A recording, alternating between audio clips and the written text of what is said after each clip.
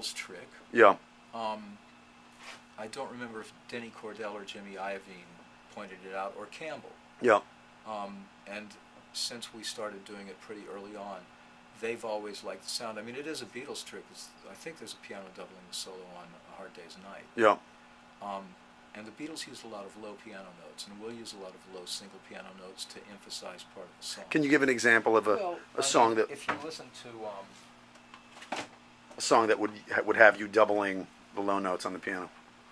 let me see. I think sometimes I'll double what Mike's playing, but more with the upper hand. What I'll do most of the time, if I'm doing something, rather than double Yeah. what's on the left hand, I'll hit a root chord. Yeah. And I'm trying to think of an example, but I do it all the time with a very highly compressed piano. Yeah. And just a low octave, lower than this piano will go. And just let it ring. Yeah. And you can do so much with a lot of compression, just a single low note, or a really simple interval. But if Mike's playing an open A guitar chord with no third, Yeah.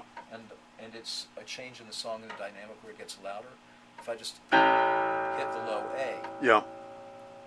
it brings an emphasis. And Jim Scott, who's recorded a bunch of our stuff, and he's a great recording engineer, he paid me a really big compliment. He said that somebody asked him how Mike got that guitar sound, and he said it was me. Yeah. Which is not true, but Yeah. it adds to it.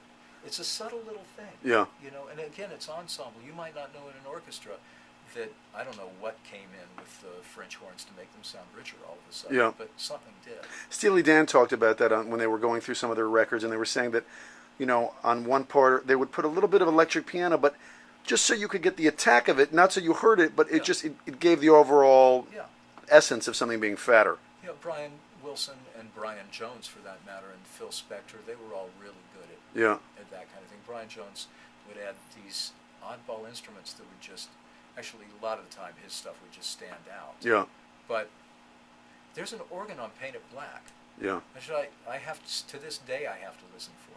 I noticed that on some of the WPA stuff, you were also doing some. I don't know if it was live in the theater, whether that was Largo or wherever they shot it. That there was a lot of simple but effective low note parts that you were playing an upright piano, and you were really accentuating what was going on, not in a rhythmically flashy way, but it was giving a lot of bottom end to the music. Yeah. So you wanted to, it's all just listening and going, what do I think is missing here? Yeah. You know, like, what do I think is missing here?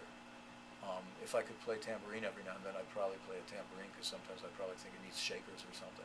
Yeah. You know. Yeah. It's just something's missing here. So you do that. You just hit the low note, or you go until you get bored and your ego takes over and you go.